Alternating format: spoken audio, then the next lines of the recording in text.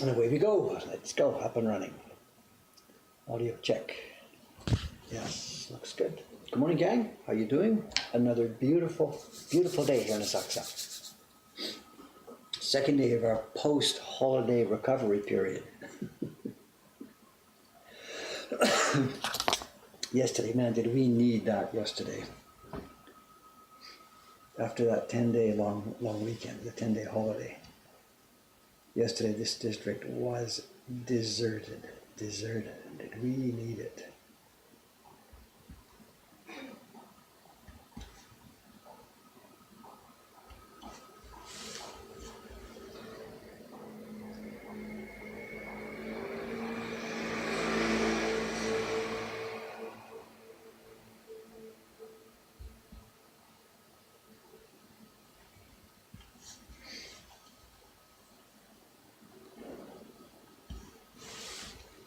So what's the news and setup? Nice day today, beautiful day. Businesses back up and running. There'll be 4 print parties today. It'll be a very busy day in the shop.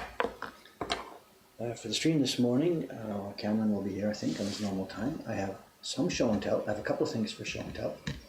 Something new and something old. Something quite interesting that came in yesterday from one of the auctions.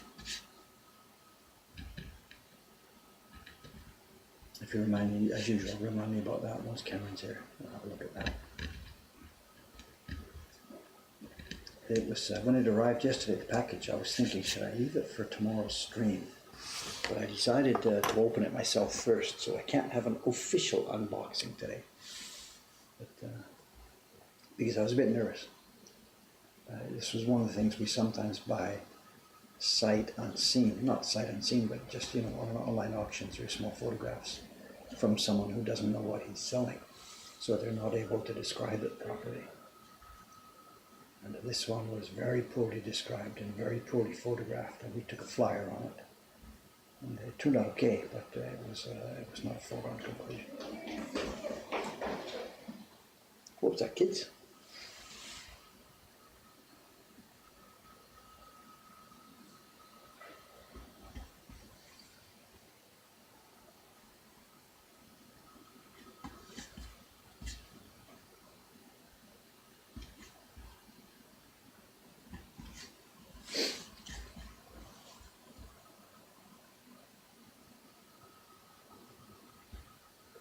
And my time yesterday was spent mostly on video preparation, and pretty much everything I was ready for filming the next David's Choice video, David's Choice number 8.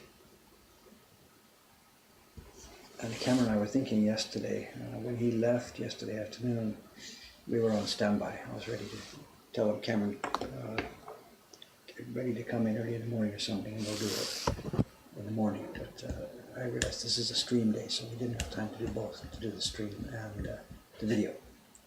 I didn't think you guys would be too happy if I canceled the stream to do something else. So here we are, we're streaming today. Maybe tomorrow morning we'll be videotaping. So good morning, everybody. Paper's out, yes, thanks very much for the reminder. It's just Suga-san today. Kawai-san has been in the last couple of days printing. He's really working hard on the job of printing Shiba-san's Ghost series. And he spent the last few days, every day after working in the shop, he goes upstairs to print on this. And he'll be off tomorrow and today. It's going to be a good David's Choice. There's I'm going to say something, and I'm sure I know what your answer is, but it can't be a go. The question of how much content to put in. I did a rough read-through of the thing yesterday, taking my index cards and reading them. It came out over 30 minutes. And there was more content that I wanted to put in, but I'm thinking 30 minutes is enough. And I know the usual reaction is, don't worry about it, just go ahead and do it, blah, blah, blah. But this one is a little bit too much like a lecture. The stories and some things go along and it's okay, but this is a bit too much like a lecture. So I'm trying to balance how much to talk, how much to show, how much talking head, how much print, and the time. And I think rather than make it too long, I'll reserve some content and leave it open for part 2. Because there's just too much content for this one.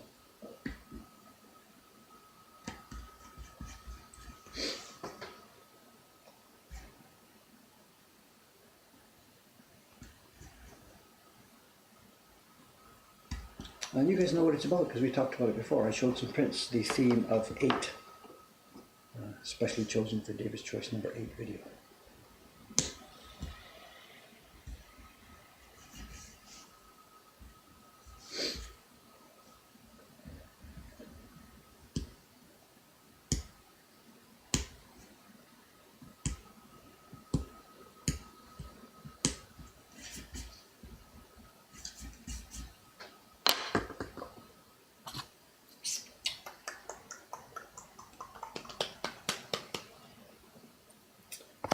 Yeah, record it whole and split it is one idea, but that doesn't give you, good flow. The question of content is the preparation, the presentation I've got ready for now, the one we'll be recording tomorrow, is this theme that we're talking about, the theme of 8 views. And part 1 will be 8 views in traditional ukiyo-e prints. And it turns out that in the 20th century as well, a bunch of people have followed the same theme. But it's too much content for one. So rather than move into the 20th century, we'll just leave the first video about the traditional images. And then if there's time and interest in content, we'll do a part 2 for the 20th century. So this is a logical place to split it.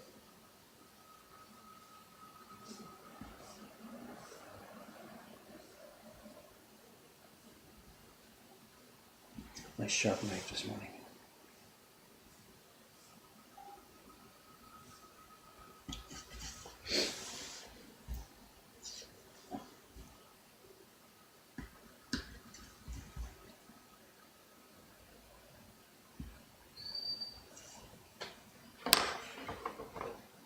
$8:07.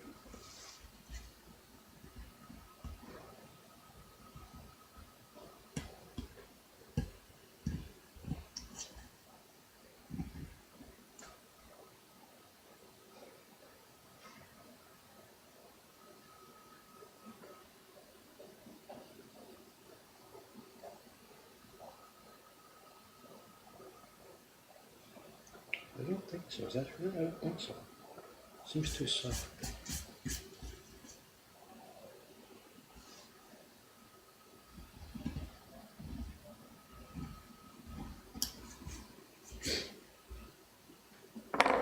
Okay, there we go.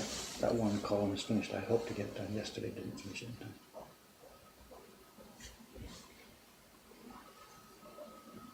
Okay, back up to the top of the next one.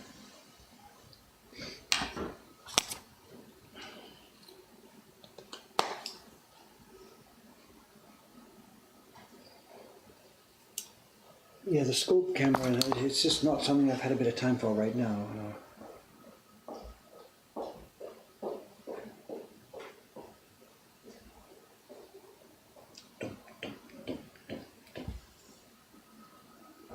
The quote defective unquote camera is sitting on the bench beside me right here, and we're ready to give it another try. They sent it back to me with a bunch of theories that my computer's too slow and the light was too dark and stuff like this and whatever. So it's on the list of things to do. I'm sorry to have, I wasn't teasing you about it, I was just keeping you informed of what we were trying, and as a result it sounds like I was teasing. So. But at the moment there's many more hired parties, I'm sorry.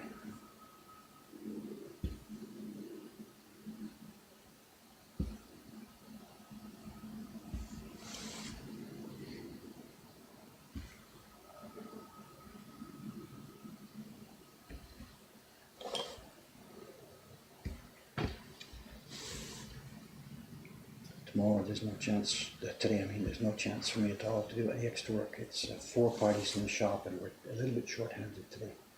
A bunch of the people did Trojan service last week. They came in extra days, they really helped out a lot. And of course they want days off, so we're short now. There's only 2 staff for doing parties today and we've got 4 parties. So there's no way, so I'm on party duty all day today. So no extra work for me today.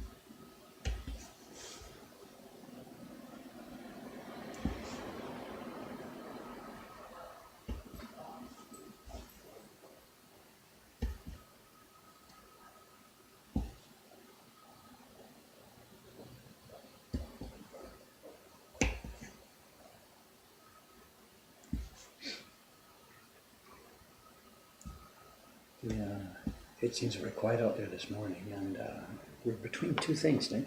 We've just come off the 10-day. What was that sound? Is that a question? We've just come off the 10-day Golden Week holiday.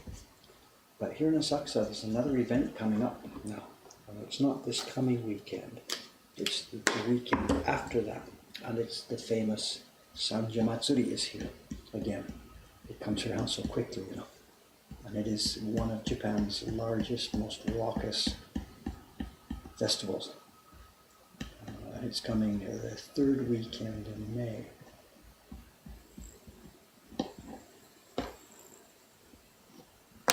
And it's going to dominate our existence for that week, for the Friday, Saturday, Sunday. And it's going to interfere quite a lot. So, the Friday, when things start to get going, we're going to be using the space you see at the front of the shop here, where you can see through past that easel that's there. There's a sort of a lobby space we have here between the outside shutter and the inside door. During the course of the festival, there's a bunch of events, community events, and among them are kids events, where the kids carry a portable shrine back and forth around the town. I would say kids, I mean like from 3, 4, 5, 6 years old up to elementary school and whatever. And there's various rest stops set aside for the kids so that they just do like 15 minutes and pull out a cart and then take a rest. And one of the rest stops is just outside the door, right here outside our door, where you see the tree there. And the community, myself included, prepares snacks and drinks for the kids so that they can get something to drink as they're carrying the festival cart down the street. And there's a lot of kids. It'll be a couple of hundred kids, and that's a lot of drinks and snacks. And because I'm the shop that's right here on Ground Zero, we are the place delegated to provide the drinks and stuff. We don't have to pay for them. The community as a whole, myself included, pays for all the drinks. But because we have the space here, we're the people that do the logistics. The drinks will be delivered Thursday or Friday. Drinks and snacks will be delivered here Thursday or Friday morning. And then over the weekend, as the kids' shrine comes and parks here at its regular times, we will be serving the kids. So it's really going to be quite disruptive to the business. And I don't think that Friday morning stream, I don't think will be happening by then. And then last year, at the time of this festival, I think I put a camera up on the, not on the roof, I put a camera up on the balcony upstairs, shooting down onto the street. And we'll do the same thing this year. It's too early to talk about what the schedule will be. But sometime over that weekend, and again, this is not the coming weekend, this is the weekend after. Sometime over that weekend, we will have a live camera running to catch festival action. We did that last year, off and on. I don't run it 24 hours a day, but I went upstairs and turned it on and turned it off and stuff at different times when there were things happening. And we'll try and do that again this coming year. Although there's going to be one big difference. When the festival was on last year, that's the time when we were building this shop. So the shop upstairs was open, but the shop down here on the ground floor was not finished yet. So we were here building and banging and doing all stuff. So I was around to be able to watch what was going on and turn the camera off and get it ready when it was needed. But this year it's going to be different. The shop is going to be open. It's going to be insane. The Sanja Matsuri is, just whatever, Google it. Google up Sanja Matsuri, look at the images tab in Google, and you'll see what I'm talking about. It's wall-to-wall people, literally wall-to-wall people for nearly 3 days in a row. So we have no idea what's going to happen to our business because we've never been open before on the ground floor while that's been on. I think I heard a question about it, did I? It seems such a long time, I'm not sure what it was.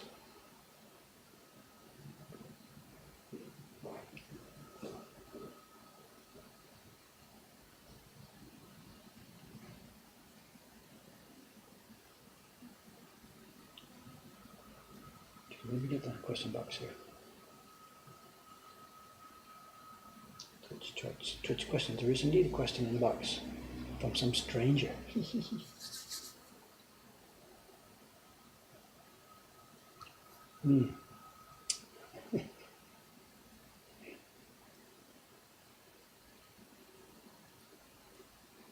Yeah, you're confused about the orientation. Come on, let me turn the block. Okay, as I sit facing it now, I'm down here, and this is up away from me. And the characters run down towards me. I'm now looking at it in normal orientation. This is reversed, so the person reading it will eventually, once it's ready, they will be reading down and in this direction. So this is, the lettering is flipped. The video is not flipped, the lettering is flipped.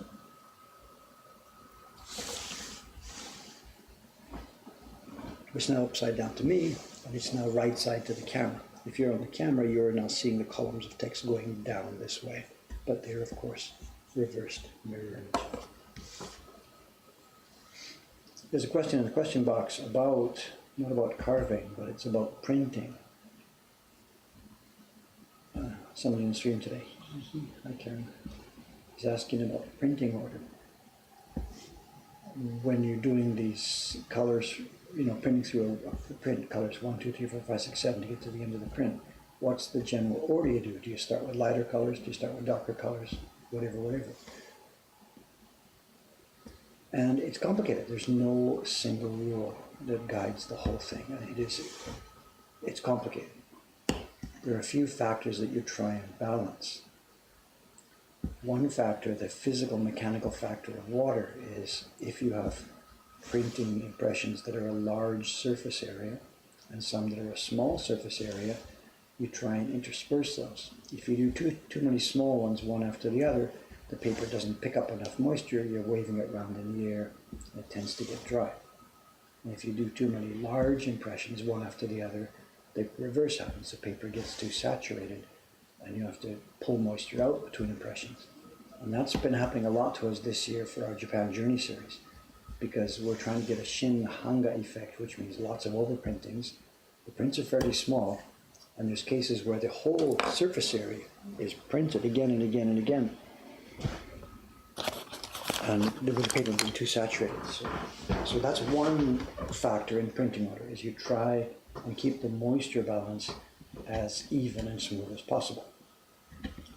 Another factor to consider is, as Karen mentioned, it's the question of light to dark or dark to light. And there's a bit of a paradox here. The feeling is that what you'd like to do is go light colors to dark, because quite often the dark colors are printed on top of the light colors. Excuse me. You have yellow color with some brown patches on top to make kimono patterns or something like this, or whatever, or a base tone on the mountain with dark shadows on it.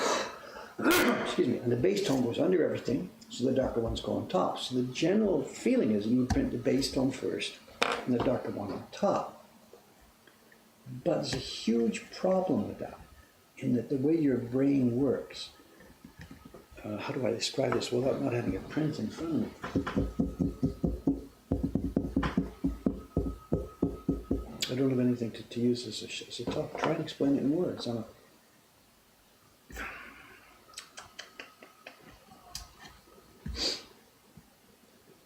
Okay, just imagine this as a print with a light blue sky and dark mountains and forest and whatever below it. The forest is green, so the light blue color will go underneath the green. So you print maybe the whole surface of the paper with a light blue color, trying to get the perfect color for the sky that you want. And you look at it and think, yes, that's a nice light blue sky. But mentally jump ahead now to when the whole print is finished and all these darker things are all put all around it. That changes what the lighter part looks like. And the light part, now if you're a beginner at this, you'll print the light blue, it looks okay, put the dark in and realize, whoops, that light blue now looks way too light, because the darker stuff it's your brain perception. So it's difficult to do light ones first and dark ones later. It's difficult to do it that way and get the right balance, the color tones. So putting the darker one in first, then it's easy, because that's going to dominate anyway. It doesn't really change how the light one is printed nearby it.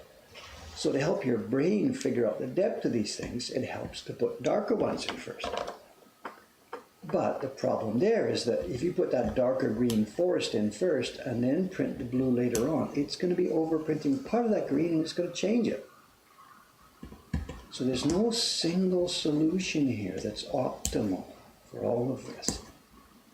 And what we try and do to get around this perception problem is if I'm printing that sky first, and if I've got a sample of the print, if we're doing a second edition or a later edition, if we've already done this before, then we've got a sample of what that sky should look like after the black is in.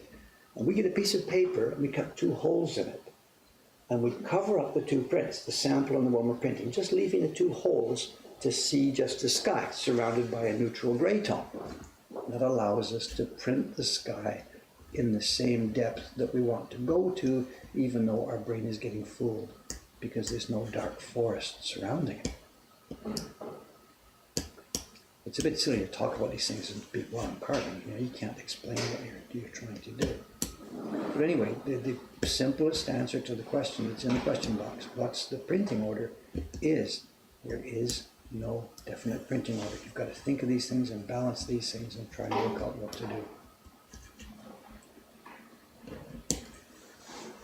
Another factor is moving around the surface of the paper. If you do a sky, the next do the sea. Don't do the sky and do some clouds on top of it because the paper is saturated in that area. Move to a different part of the sheet.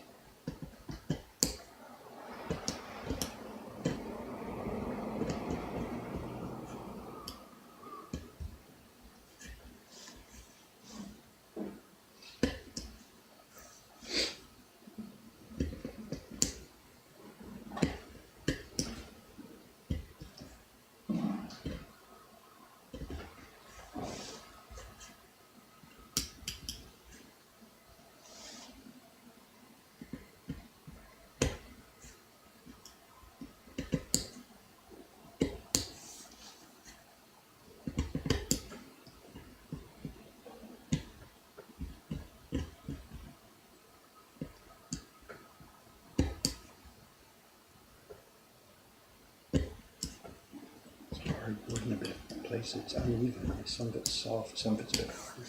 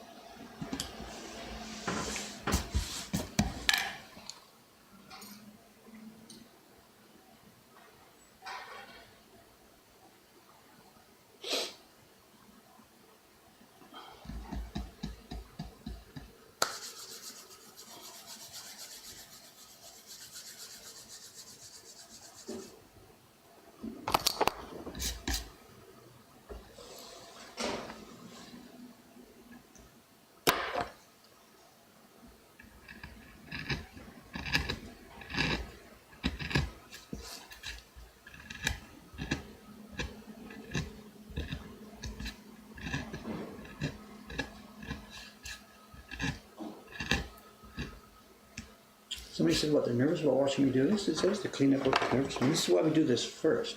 If I had already cut all the lettering and you're coming in and smashing out all the around surrounding stuff, the risk of damage is extremely high. But with the lettering not cut yet, let's do the rough work first. We've talked about this before. This is the apprentice's work. It's Dave the apprentice here right now.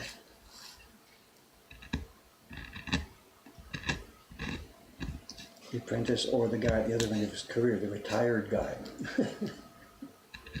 Semi-retired guy whose eyes are no good anymore. Your eyes are good enough to do rough work like this, but you can't see the detail of the characters. So the work I'm doing right now, it's the beginning of career work or end of career work.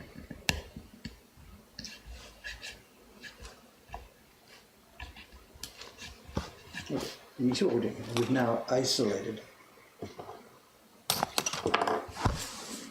that row of characters there. Let me get it down here. This row of characters has now been isolated. It's been cut around the outside, leaving just a sliver of wood around the edge of each character.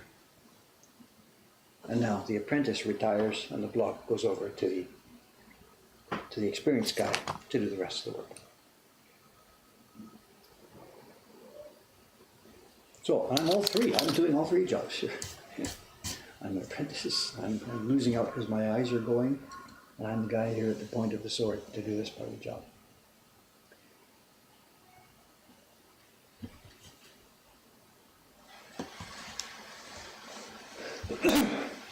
You know, these days, all the carvers left, all of us, are doing it this way, where a single man does it. The idea that the apprentices start with a block and the guy takes over and then the older guys finish out a block or something, that's history, that's past. It hasn't been like that for before the war, I guess, or maybe in the immediate post-war period there was some of that like that, I don't know. But it's only when there was the old apprentice system in place that you had a setup like that. People would share the blocks.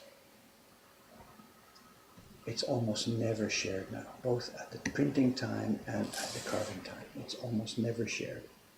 It's a single guy doing the whole job start to finish.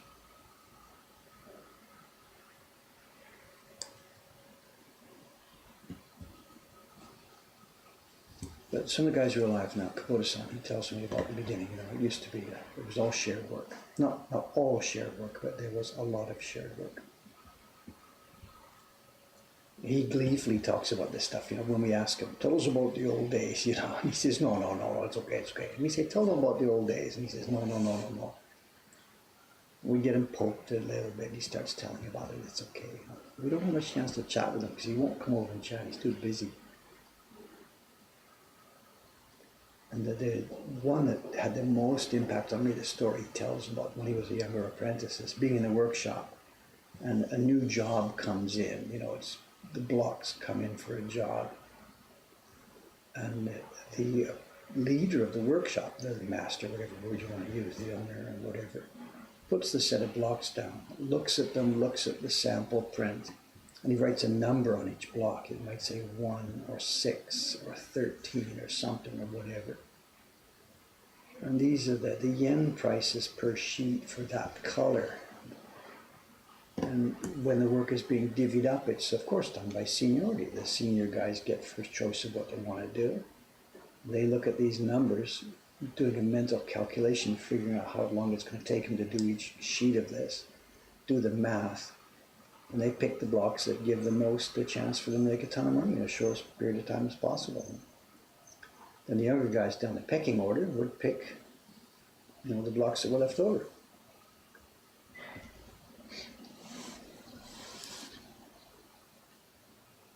And if it turns out that the master's setting up the job here, he's done his estimations. If he's done it not quite right, if he's put a number that's a bit too low or something, and that block really takes more time than he expected, then it's just tough luck, I guess there might have been adjustments. If he realized he made a mistake, he could raise the price or something. I don't know how easygoing they were or how strict they were. I don't know.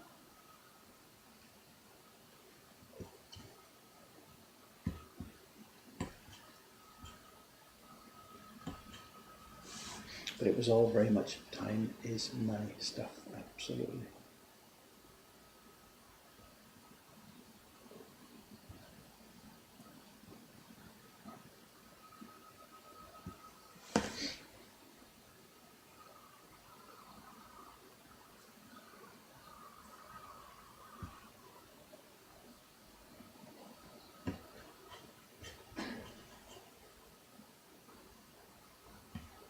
Then Kubota-san got out of that. He took a job with Adachi, and that would have been around 1970 or 71, somewhere around there.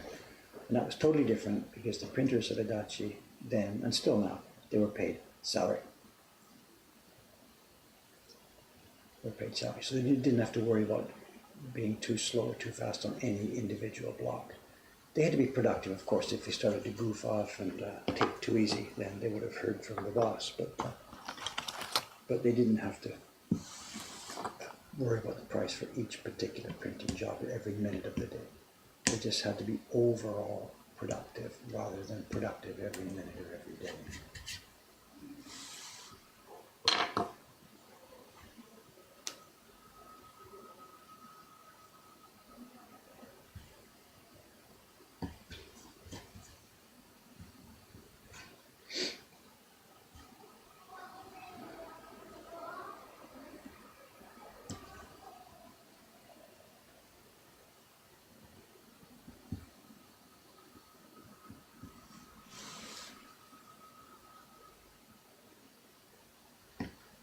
That in itself would be another interesting video, for the David's Choice videos or something. Just go and interview a couple of these guys, interview Kubota-san.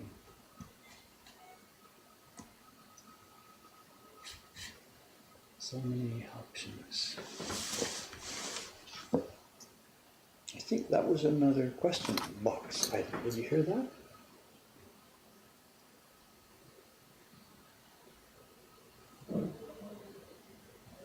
More quick questions about printing colors.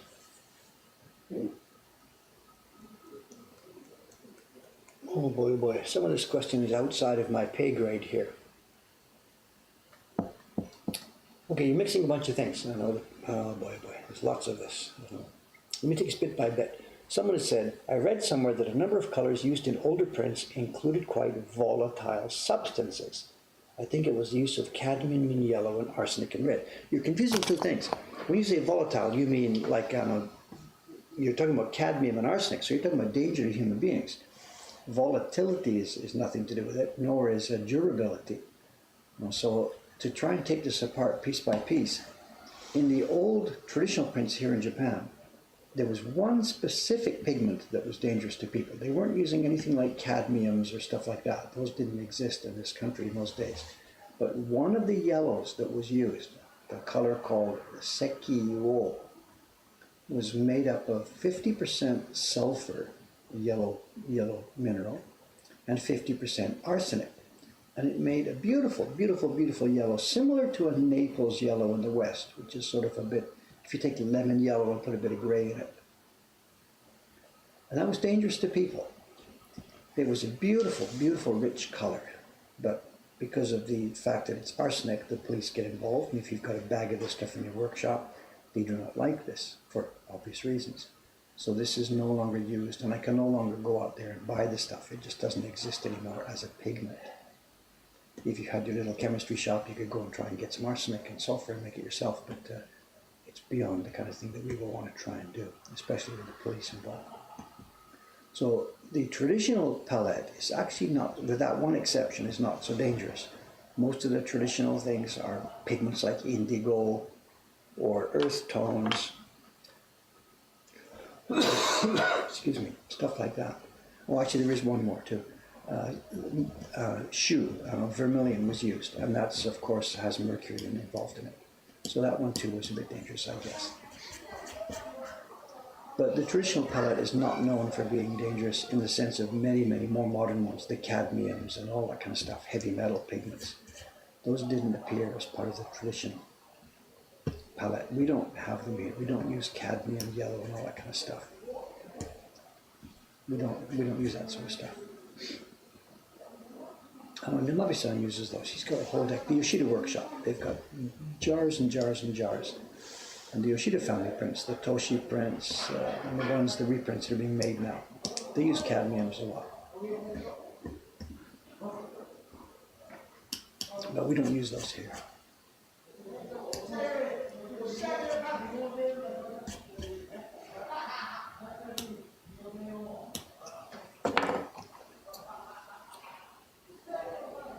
But are older prints still dangerous today? I mean, you get an old ukiyo-e print with a yellow background. If you scrunched it up, put it in a cup, boiled it up, mushed it up, and drank it, I think you'd get some arsenic inside you, yes. So, but being on the wall or holding your hand or just touching a print, I can't believe there's any palpable amount of arsenic that would get into your body.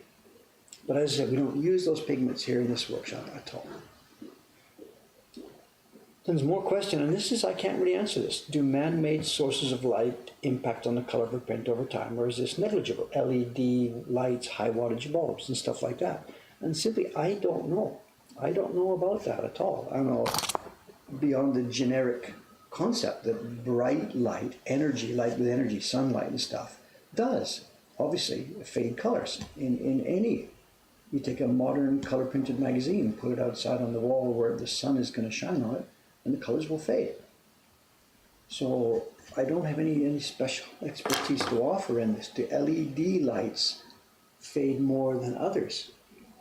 I don't know, but I would imagine it's a question of the amount of energy that is being put forward.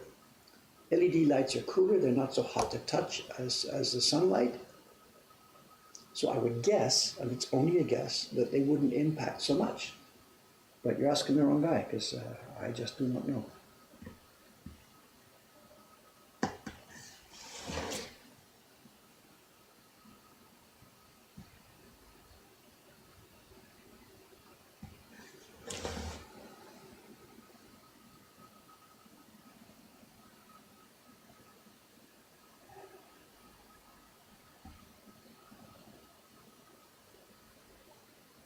There must be research out there. There must be lots of information actually out there.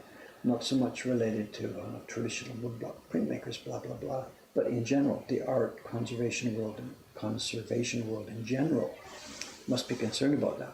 So there must be data out there. Do LED lights fade objects as much as other more traditional lights, incandescent lights, sunshine, whatever? There must be info out there. They talk about UV cut glass and stuff like that. Does that matter when the lighting is LED? I don't know, I'm sorry, I just don't know.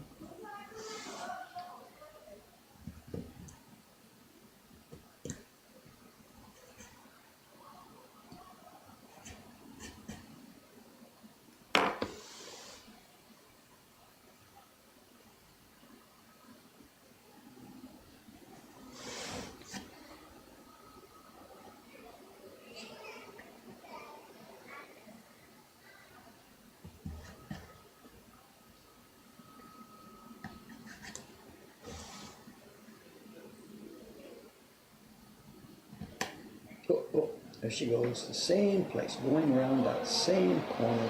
I'm going a bit too deep, turn a bit too much, and off comes the tip. Live and learn, live and never learn.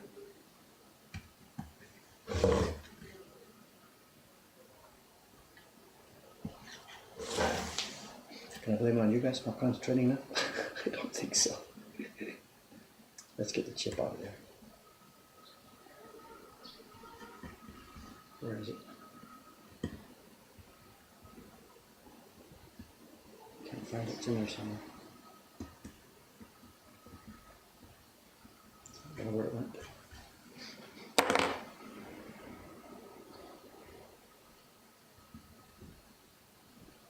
It must be nearly deep. I just went in too deep. Same mistake again and again. I hear the door upstairs. Sugusa, she must have come in behind me. Okay, sharpening time.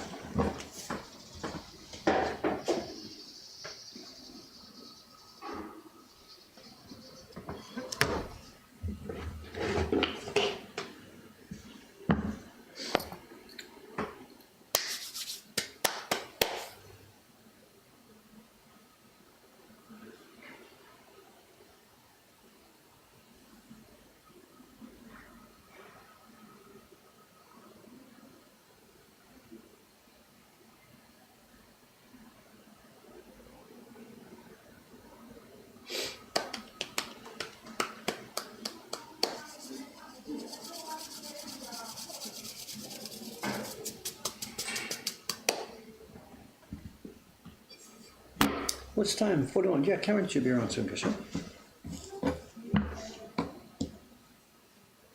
Not a bad break, a little bit, so it won't take too long here, just a few seconds.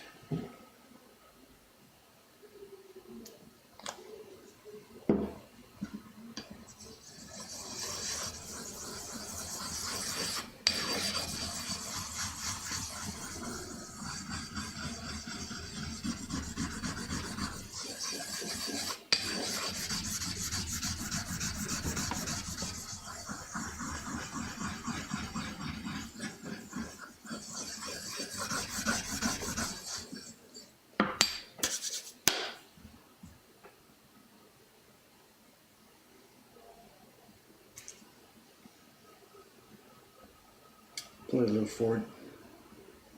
It's getting a bit short, so as we sharpen bit by bit, it's got to be pulled forward. How much? Let's have a look. Let's how much is left on this blade. Let's zoom in a bit here. Take off the sleeve. You can pull the blade out. So okay, we're getting down there now. Actually, you know, the original blade would have been about. Where am I on the knife? It would have been about that long, I think. So we've used up, there isn't much left now. We don't go down here, of course. The end of the blade is going to be somewhere, the end of the usable blade is going to be somewhere around there. So I've got about maybe 15 millimeters left. So maybe 10, 12 more sharpenings. I'm not sure. Depends how much we break it each time. You know. If I don't break it so much, then the amount of metal taken off during sharpening is very little, and we could get 20, 30 more sharpenings out of it. But each time I break it, there's like half a millimeter of length is gone. It's an idiotic thing to do, you know. It really makes the blade life much, much shorter. Anyway, it's done.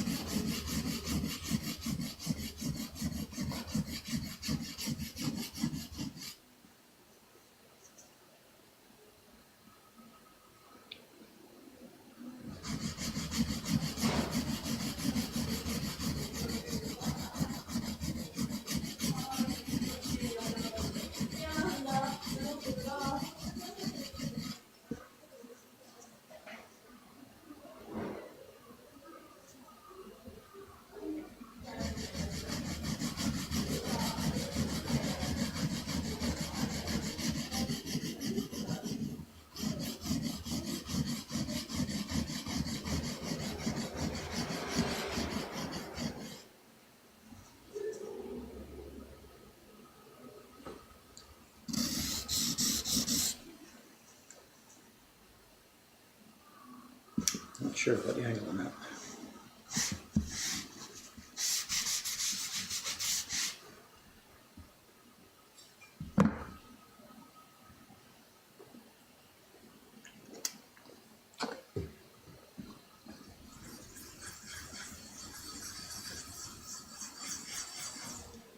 So the question, do we sharpen on one side? It's hollow ground on the back, so we're sharpening in terms of shaping. We're shaping the blade on just the bevel. And then I'll also flatten the back. To sharpen, you need, of course, both sides have to go on the stone. You can't just sharpen the blade with just only one side of the blade being on the stone. But the shaping happens on the bevel.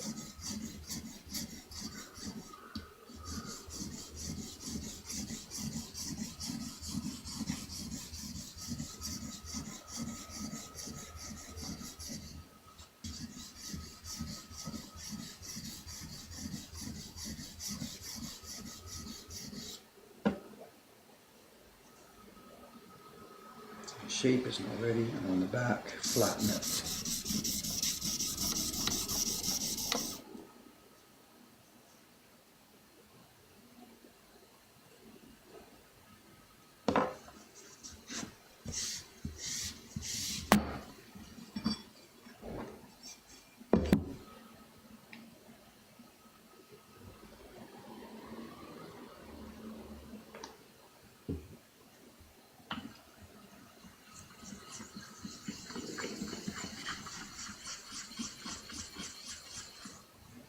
My nugget is getting small, it can have to be replaced soon, I think.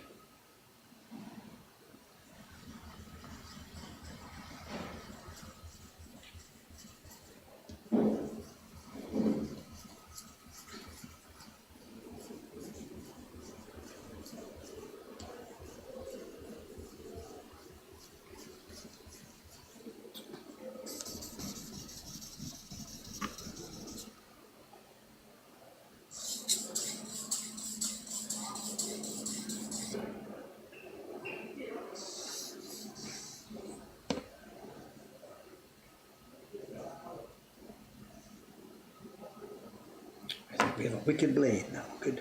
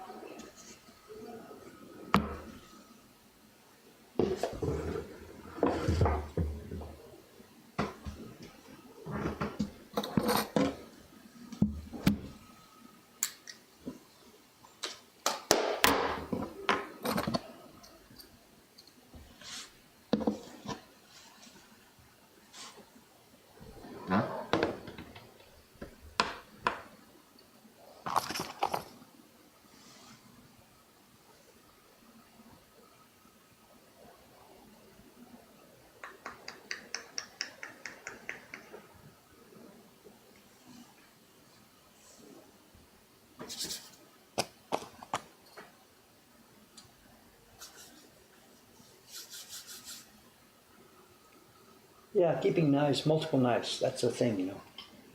If this was a production workshop, go, go, go, go, go. Morning's work would get a couple of knives ready. No distractions, just go and cut, oops, pop, keep going, and then sharpen the two or three of them together. So yes, if this was a full speed, high level production workshop, keep a couple of knives ready.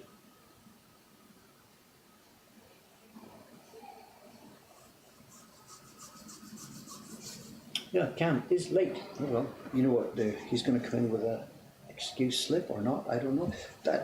That's a train line he uses, you know, it's Express. It's embarrassing.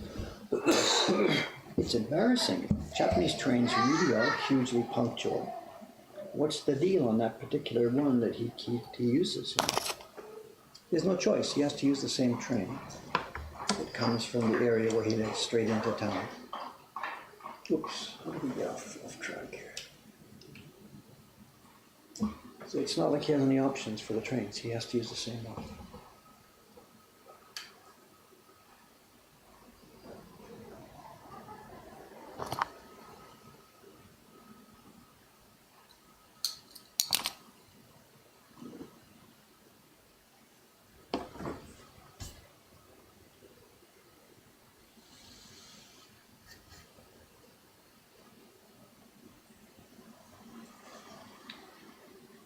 The same character twice.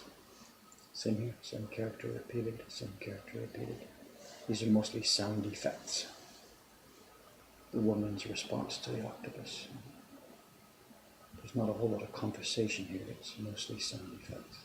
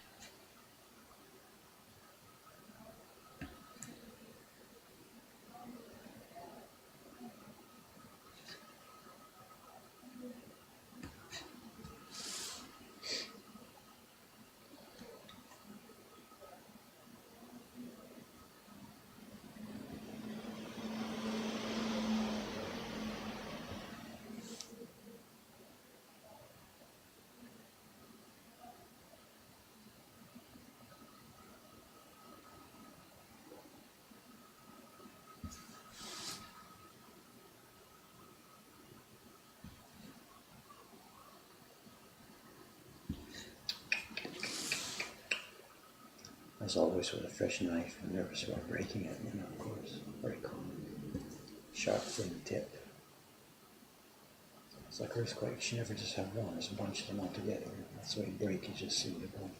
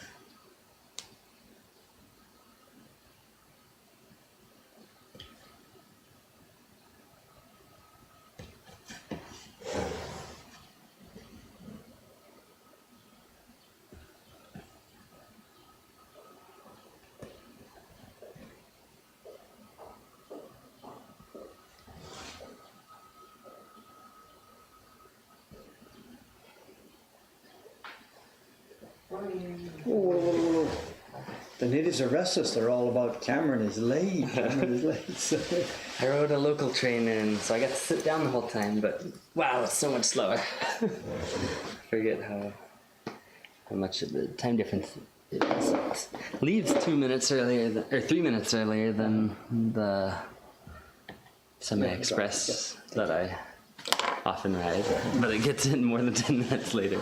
So it's passed by the express then? Mm-hmm. What, which station? Because you're a transfer station yourself, aren't you? Yeah, but a few more stops in. There's another one of those transfer stations with an extra line so they go around. Yeah, so your train sat there while the other one comes running by. Mm-hmm. Yeah. Good. But it was a beautiful day. I could see Mount Fuji from the station, so that was kind of cool. You don't get to see it too often.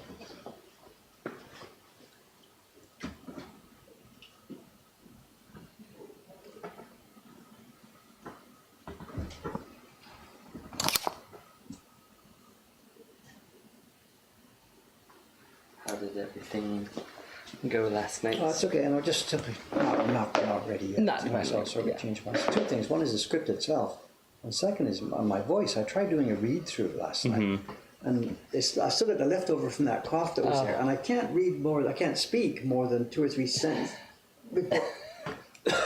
before it cuts. Got it. So hopefully one more day I'll be ready. I can do the video then. So Yeah, I think so.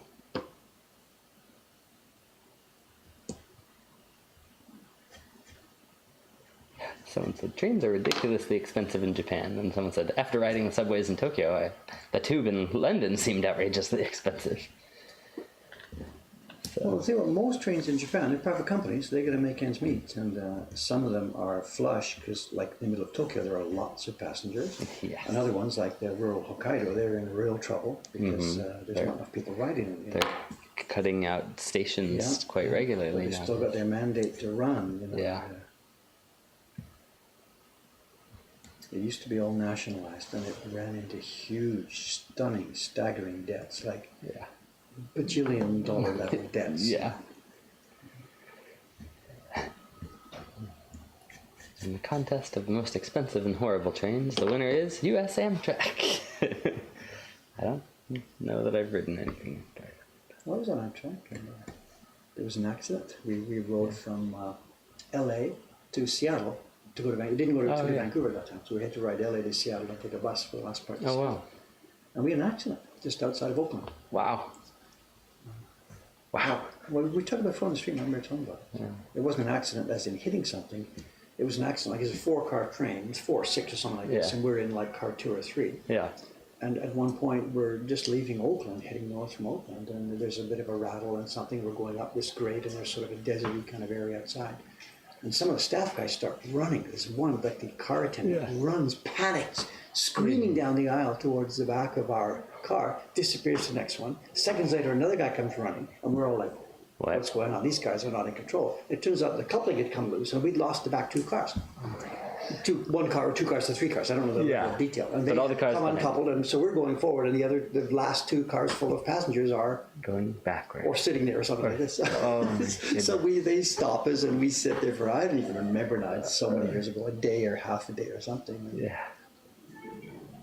And the thing that made me most nervous about it was that the way the employees behaved. They panicked. These 2 guys just totally panicked. Yeah. That's my only experience with Amtrak, so I'm sorry, it's not a good one. I like trains. I would like to have a nice experience there, but didn't. We weren't hurt, nothing to do with it, just delayed. Endless delays. Yeah. Sitting there for 1 hour, 2 hours, 3 hours, and then some freight train goes by, and then away we go. So there's obviously places where there's only single track. And Got it.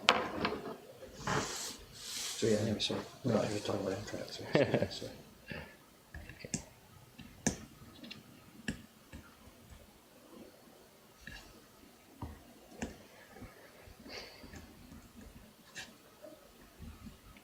I tend to forget Amtrak exists until one derails. So and it shows up in the news again. It shows up in the news again. Yeah.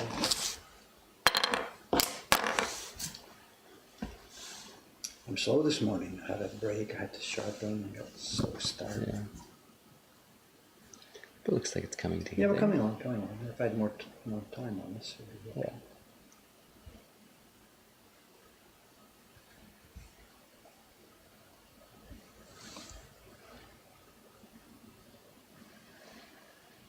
And today's going to be busy. There's 4 parties and only 2 girls, so I'm on party duty right from 10 o'clock. Got it. I got the package ready.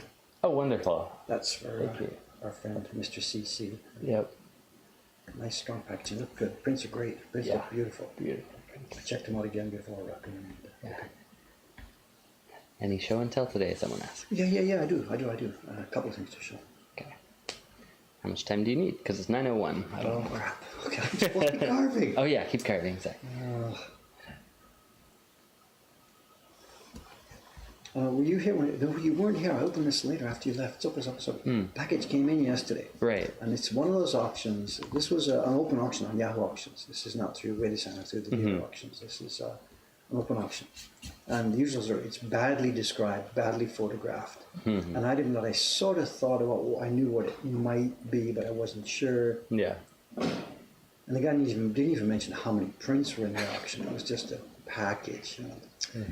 Oh boy, oh boy, oh boy. And I took a flyer on it because I'd seen one or two of the prints before. I knew generally what they were going to be like. Yeah. But what I couldn't tell was the condition or how Right. many or whatever. I took a flyer. So this is why I didn't save it for opening on the stream. I didn't want to make myself look like an idiot. And if I had been totally taken for a ride, or you can't say taken for a ride when the guy himself doesn't know what he's got. Yeah. Well, if I had taken a flyer and lost my gamble, then I would have shown everybody. But I won my gamble yesterday. All right. So they're okay. So let's have a look at it. Cool. But that's why I opened it yesterday. So this is not. Let's just do this thing.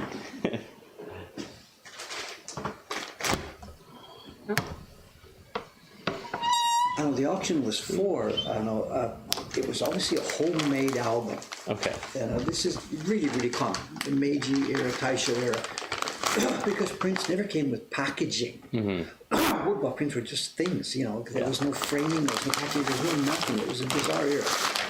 So lots and lots and lots and lots of people would buy prints and stick them in albums themselves. Yeah. And somewhere along the line, this guy who got these things, he got a couple of prints that were from an old subscription series that was Beauties of Old Ukiyo-e or something it was called.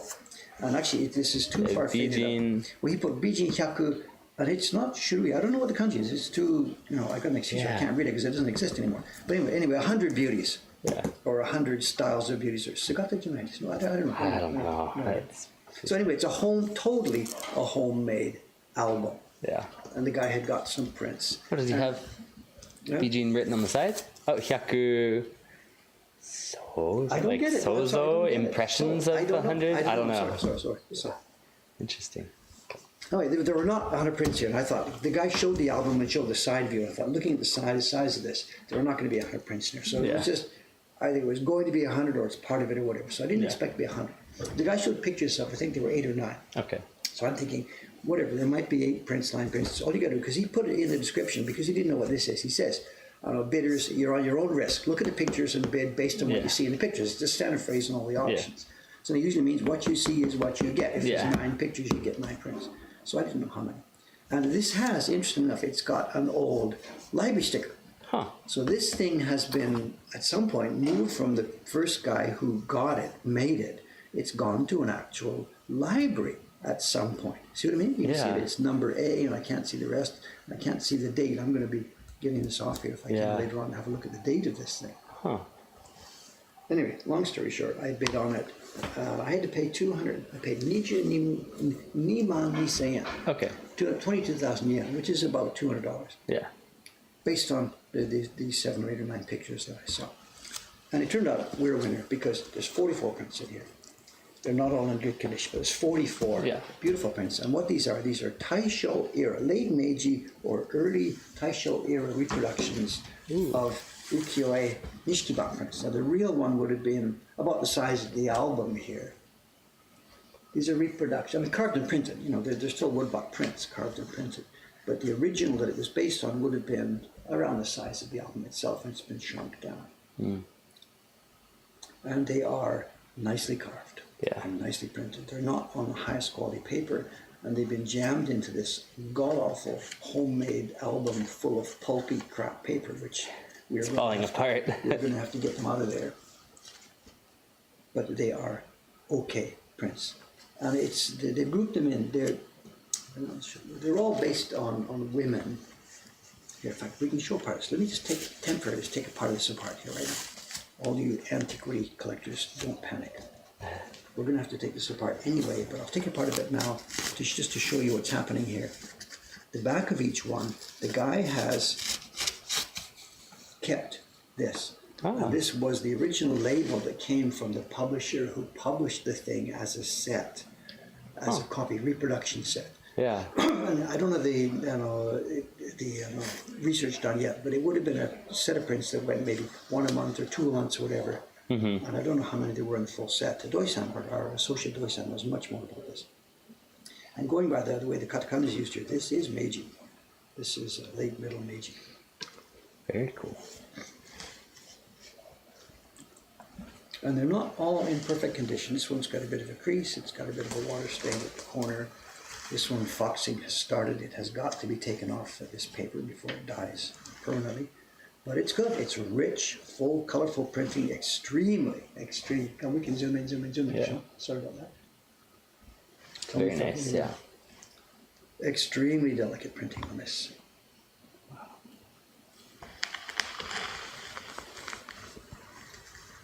And excellent color preservation.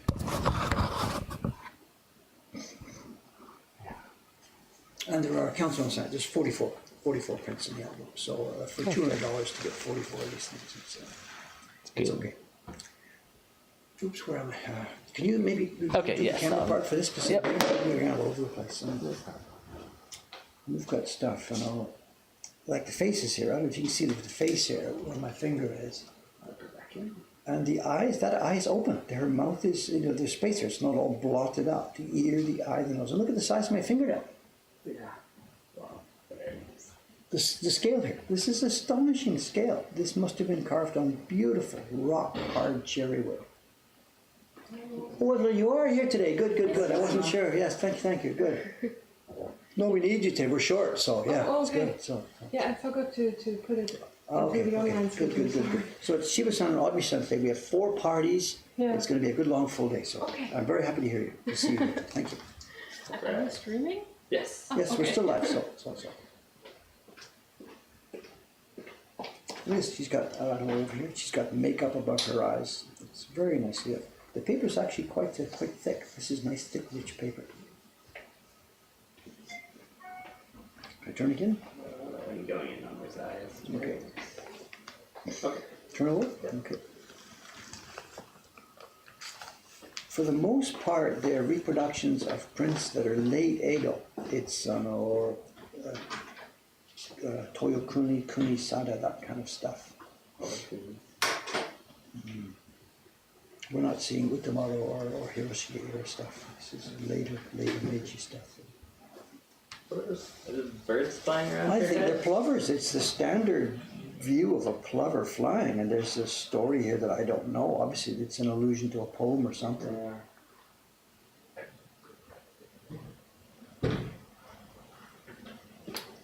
Or just pre-Hitchcock the birds. No, there's a story there. Absolutely, there's a story, which I don't know. But look at this.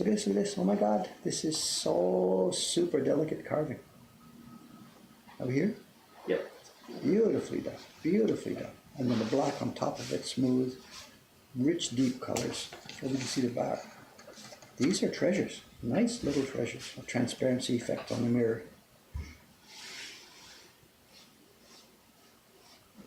Not so good about the drawing. I mean, the fingers have gone all the way around that mirror. That's an awful long set of fingers, but whatever. Get a turn? Yep.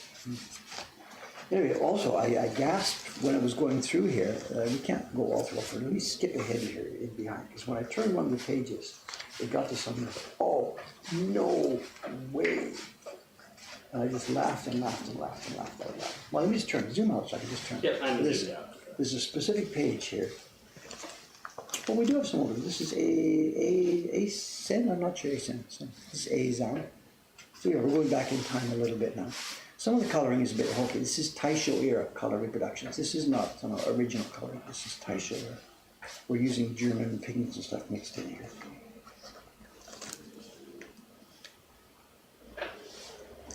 But carving to die for. Yeah. Carving to die. Some spotting, some boxing. This will be transferred. The black over here is transferred over to the one on the left-hand side, because they've been stuck face to face for 100 years or so. This is transferred from over the other hand side, over the other page. The black stuff here. Transferred. Got it? Yep. Again, some of the carving is so faint I can barely see the printed results. So I see them. Where's the page I'm hoping to get to?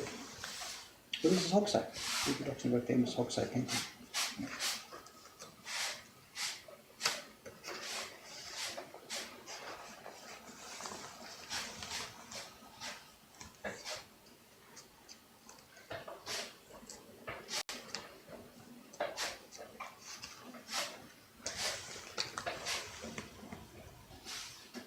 Again, the plovers again. There's a story. There's a poetic illusion, just that I'm not going to do. So.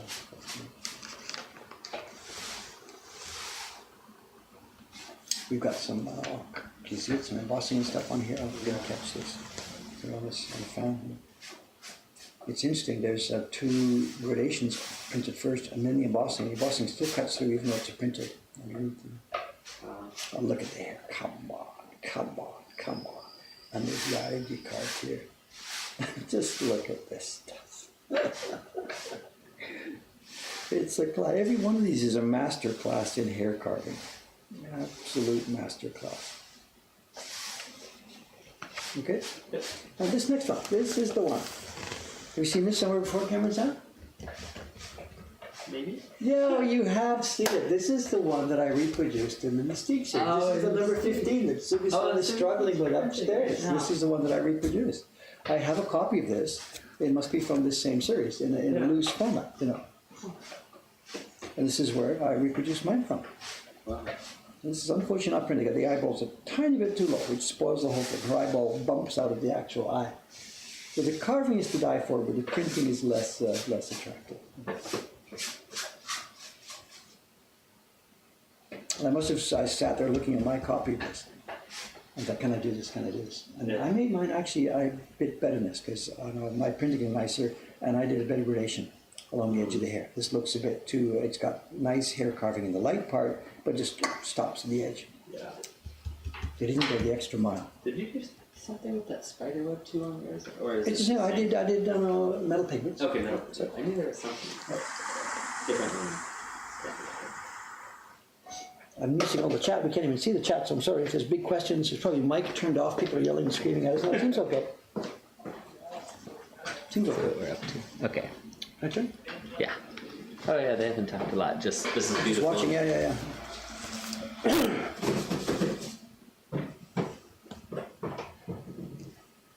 We're getting older. This is called use eye. It's a real mix of ears and trunks.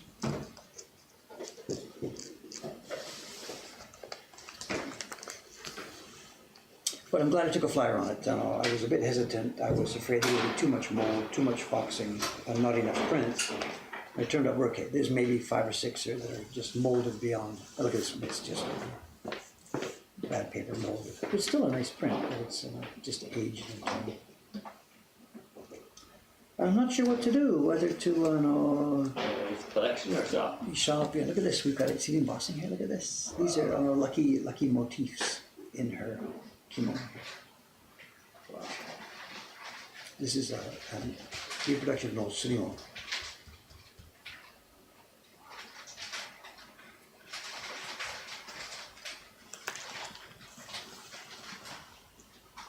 That's one of the mystery animals. You tell me. I think that's a dog, I think isn't it's it? a dog, yeah. That's a cat up here. That's okay. We got 2. We have one of each, I think. All right. Yeah. We have a cat and a dog. I think they're pretty clear. Sometimes it's not quite sure, but I think we're okay on that one. Over here, I'm not sure about the monster bright-eyed baby here, but whatever.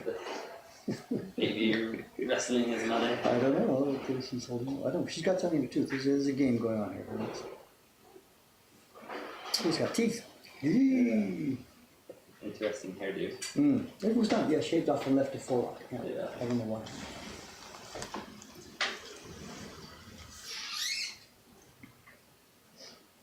Rain transparency effects. Baby on the back. Look at this. Wow.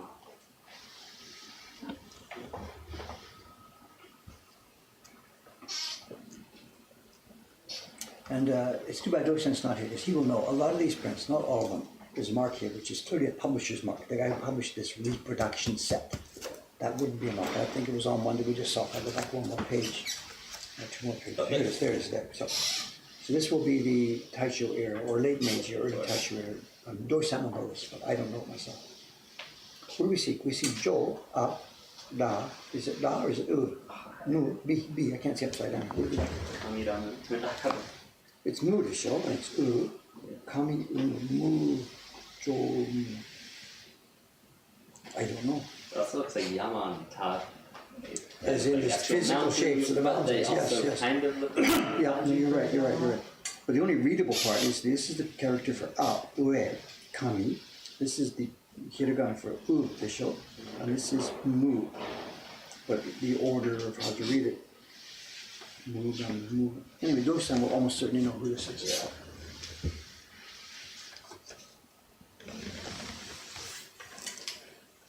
It's a kabuki actor. This is Shirak. This is an Onnagata, Shirak picture, Kabuki, and it's a man, of course. Anytime you see the patch on the forehead, it's to cover up the part that was shaved off by law to make them look less attractive, but ended up perhaps doing the reverse. I don't know. Don't get this kind of face. This is not my favorite kind of drawing style. Toyokuni.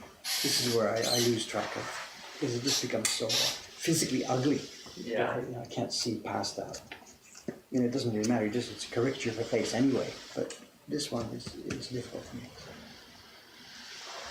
And this, I think, is metallic pigments here that have faded out. There's a bit of a shine, so I think there was metallic silver or aluminum or something sprinkled on it, but I think that was sure. I'm almost there. So I'm very happy with this. This is going to be the same series count, the one we saw at the beginning with the woman with the plovers flying over. It's the same gradation, the same pose, the same kind of the format, the same kind of location. I think this is a series there. It's probably another hat trick, I don't know. Yeah. They'll know what that means in the future. Yes, so.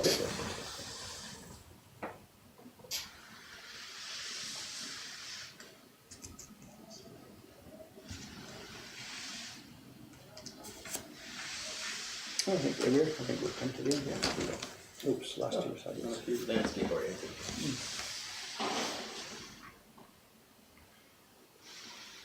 Embossing in the river, if you want to see it. No, it's just. Well, it's I think it's a bit both. It's printed and embossed and so on. Same thing, so. Doing laundry. And pounding. Oh, pounding the laundry. I'm not sure if it's pounding or making fabric. I think it's called fulling. And when there's one part of the process of making some kind of fabric or material for fabric. So my guess is this is not laundry as in cleaning clothes. I think this is production. Got it. I guess it's a production picture. Yeah. And up top we have the cat dog. Oh, another one, yes. What's this one? Is that what's that? I think it's a baby. Yeah. Or a rat. I think it's a mom and dad. This is a cat, but I have no idea what that object Kitten. is.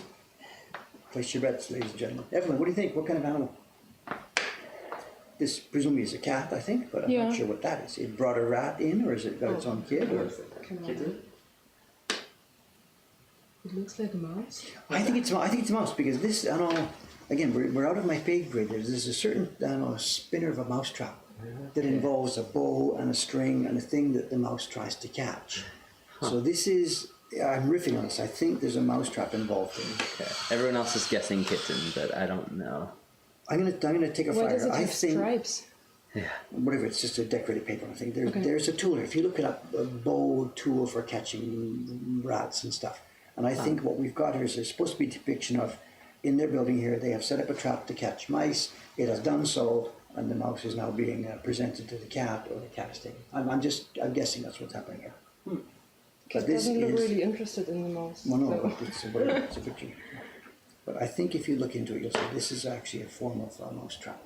Okay. And this is ancient. Look, this copy is Taisho copy or late Meiji, but the Okumura Masanobu print would be 1700s, early 1700s, the original. So it looks like it's glued quite a bit. Well, it is. It's down in the corners. That'll soak off. Okay. Because what's it? The washi is very strong, and the paper it's glued onto is weak. So it's just a question of enough. And they almost certainly would have just used rice to paste it down. They didn't have any, polyvinyl chloride or something at that time. It's rice glue. Okay. So all I have to make sure is before I try and soak these off, and this is not going to happen this week, is to look at the thing and make sure none of the pigments are a fugitive type. Yeah. And so far, flipping through casually, I didn't see any problems. But sometimes you get a vermilion pigment that's fugitive, and you have to be careful. You can't just throw the whole thing in the water. Okay. But for the most part, I think we are okay. We'll see. We'll take it case by case. At the moment, it's just going to go on the shelf. We'll air it out, because it probably hasn't been aired out literally for nearly 100 years. We'll air it out and then throw it on the shelf and deal with it when we get to it. But anyway, nice find. I've spent too much time on this. Oh, look at this, nice embossing. Look at that, I didn't catch it.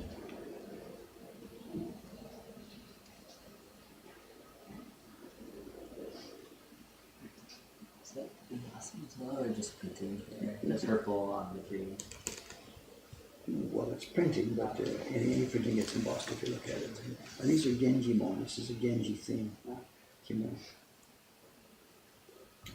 Okay, are we done? I know. But what's the time? 9:22. There's not any time. I got one more thing to show. All right. This is a casual, easy one. Newspaper. I'm going back to my carving. One quick thing to show. Are we okay on camera? Mm-hmm. You know what this is, Cameron? No. You know, you reckon it's the newspaper. Come on, one of our printers. Who sends stuff in newspaper like this? This comes from outside. Pardon? No. Getting close, so saying. It's Kanai-san. Oh, it's good. You know what she's had? She's been doing, right? What's the size? You've forgotten the work we're doing. Oh, is she? Yes. Number 55 in our catalog, which has been out of print for a little while. Went to Kanai-san about 10 days or so ago. And our printing machine called Kanai Chihari. And she's been really slow this week because of the holidays. Yeah. Her kid was, the hoikwa and the daycare center was closed. Right. So she was off. So we should have here. Should I turn it your way? We just talked about, so they can see all this is different good timing. We just talked about delicate, total, the best of Meiji era carving, and we are doing this. Look at this. Just let me pick it up first, just to show what we got here. We have. Are you on it? Mm-hmm. We have about 100 or so of these prints. Good morning, Audrey-san, Sashiburi, and the face, the eyes are open, the mouth is open. Look at the size of my finger here, guys. Get in close. Just hard time focusing that close, but wow, yeah. The eyes are open, the mouth is The open, face is the smaller than your fingernail, it looks like. and that's. Or the fingernail. And then I don't know if you can see this. We have embossing on her mantle. What's it called? Her skirt. We have embossing. Can I get the right angle here? Yeah. On her obi, and the whole thing is embossed. We have snow. This is to die for. Have you got the embossing view there? Fabric. And the registration, one of our printers, we sent this earlier to a different printer, he screwed up the registration because the lines here inside this eddy, there's two colors, eh? It's purple inside and red inside that. And she has done a nice job. And look at this, embossing everywhere. The way we do the embossing on this one is a bit different from normal. I had a piece of boxwood for this with two sides. So the key block itself, the light black lines that you see, the lines here, for example, the outlines, her face, is carved on one piece of boxwood, the size that you see. The color blocks are carved on cherry, and then all the embossing, the whole embossing, the pattern here on the obi, the visible pattern on her kimono, the side pattern on her mantle, and the snow is all carved on one separate embossing block on boxwood on the back side, the key block.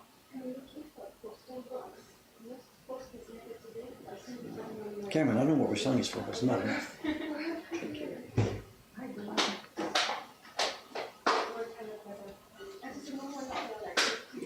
Can I flip it? Pick it up, flip again? Okay. Now this is it. And I don't know how many we sent her, 80 sheets or something.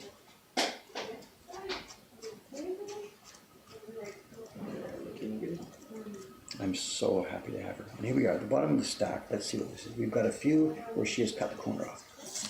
Her signal to us that, oops, whatever, test rinse or oops or something. And as usual, we're going to find something I cannot. What is? Find the air. Yeah, find the air, hunt for the air. I can't even find it. Is it, what, the paper problem? She wouldn't cut the corner flex. She uses that and fix those sometimes. Oh, the eyes. Yeah, I see. It's double. She's lifted up, put it down. She's got a bit of a double impression on the eye. You see that eye's open. What's the problem? What's the problem? I can't find anything wrong. Can I sound? There's paper. There are, but would she reject it for that? I don't know. Because she knows I can surgically remove those. So. I get this one. There's the brush here has come loose. It's in the back. No, it's maybe in that corner. Hmm?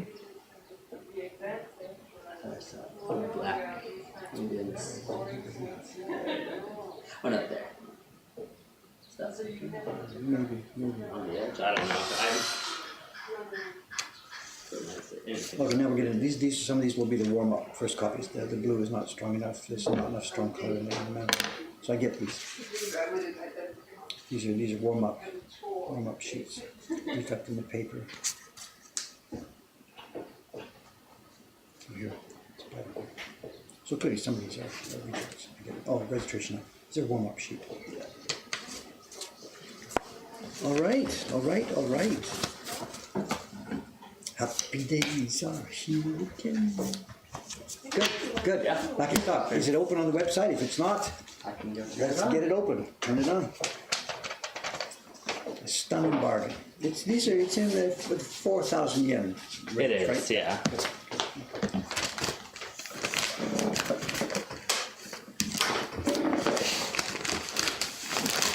Okay. Well, I don't know if I got a whole lot of carving done, today. Considering now that we're down to three days, my only carving time is reduced. This octopus deadline is looking not so good. I'm sorry. But anyway, it's life. Other work is being done. I'm getting a whole bunch of things done that we're not even. The one issue is on, well, tons of things are actually getting done now that we're just being pushed aside. So we're up and running full steam ahead. All right. Okay, so what's today? Today is Wednesday. What should we do about the schedule tomorrow and Friday? That depends on how soon or how ready you think we'll be. We should just leave it and just see what happens. Okay. Yeah. All right, let's see. Okay, I think so. Okay. We'll be here Friday morning. Tomorrow we'll be off. Not off. Of course, I'm working. But the next stream now will be 2 days from now on Friday. If you're one of the people who have been a regular viewer in the past but weren't here last week, we've changed our streaming schedule these days, and I'm now streaming Mondays and Wednesdays and Fridays. It's 3 days a week now. The pressure of work here has become just too much, and I've had to reallocate my time. It's not just Twitch time I've reallocated, it's a whole bunch of other time I've reallocated as well. Mm-hmm. And actually so far, it's been effective. So good. I haven't been able to keep exactly to the schedule, but we're way improved. Tons of things. So thank you guys. I think we've had a good stream, a little bit informative. There was a couple of questions I answered, and we got a bit of carving done, a few characters. Yeah. See you Friday morning. See you Friday. Thanks very much.